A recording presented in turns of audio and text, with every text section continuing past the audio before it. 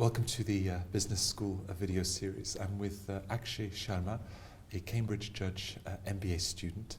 Akshay, thank you very much for being with us.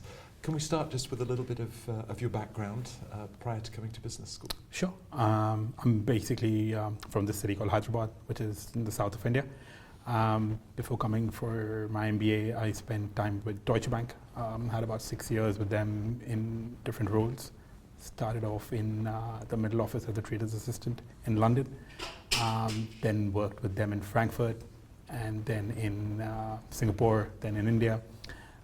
Before that, I did my undergrad in Bombay, and then came to London to do a master's, and joined Deutsche Bank after that.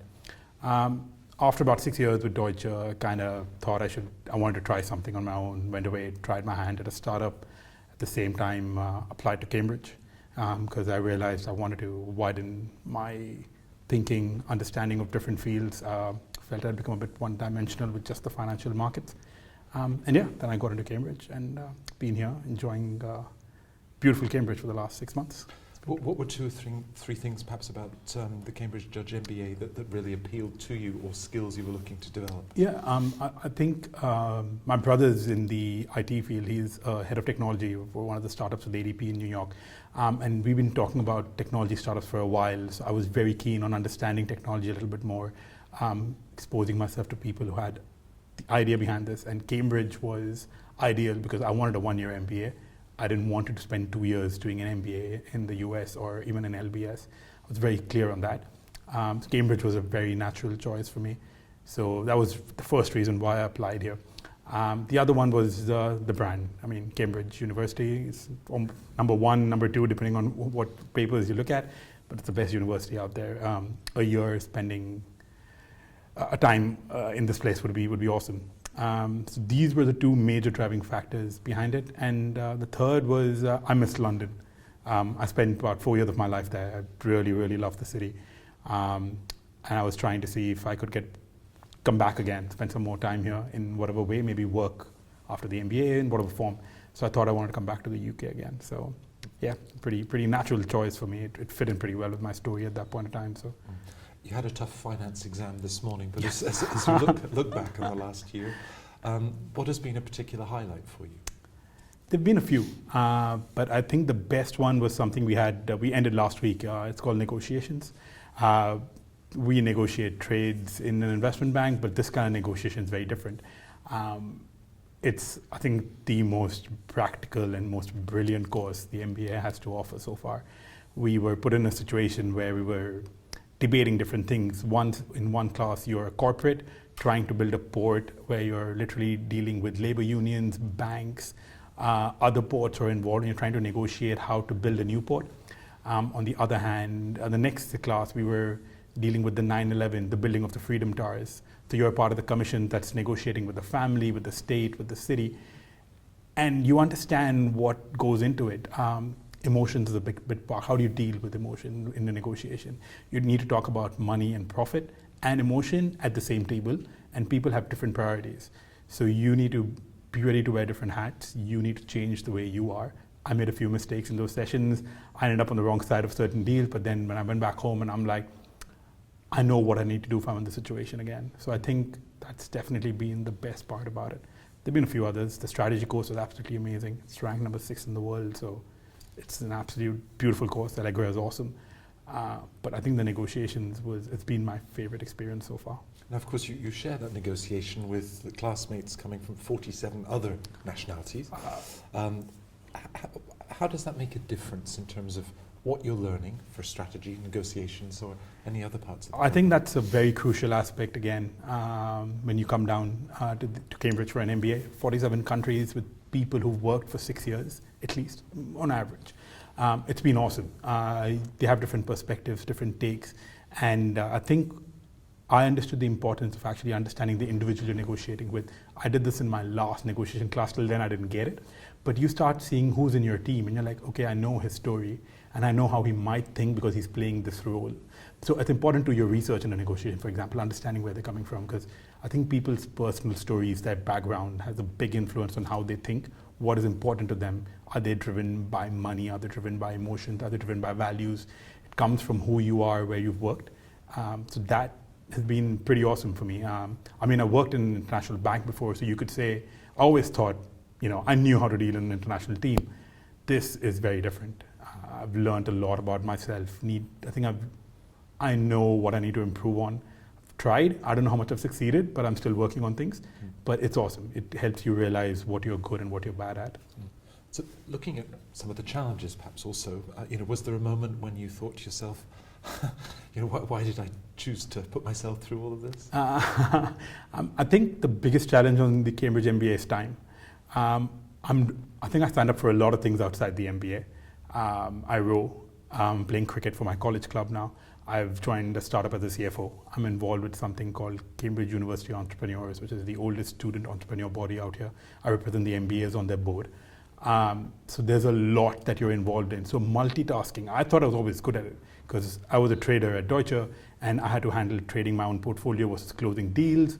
And there's a finite amount of time for both these things. So I thought I was pretty good at it till I came here.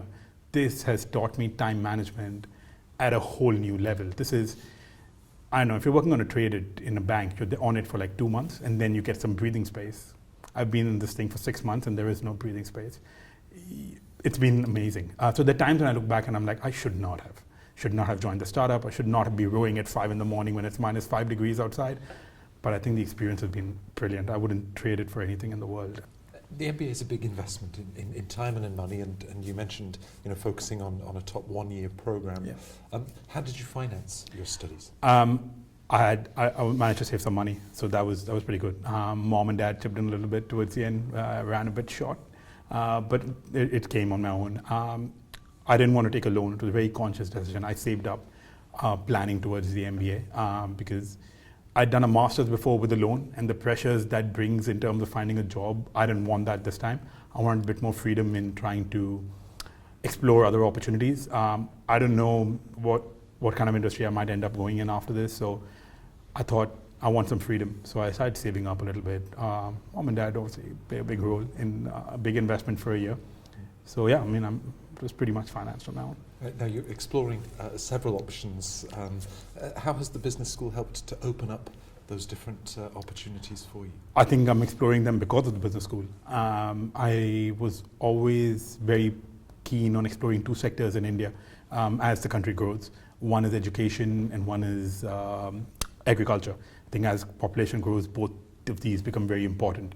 I met somebody out here who's got a certain kind of technology that I believe will be very useful in India. I'm going back home end of this week to try and see if it's feasible to take this technology. I'm very keen on trying to see if this will work. I've gotten involved with a startup here in Cambridge that helps children in India in terms of education. It's called Madanu. I'm very excited to be working with them. So we're trying to strategize how do we enter, whom do we partner with in India. So it's only happened because I'm at Cambridge. I don't know if I would have put myself out here if it wasn't for my involvement in different spheres out here. They have an accelerated Cambridge program out here, which is phenomenal. The people who run it are just awesome. I just turn up and I ask them, I have this idea. And they'll be like, oh wait, I know somebody's doing something similar and he's actually already working on it. Just connect with him. So they understand that you don't have to reinvent the wheel.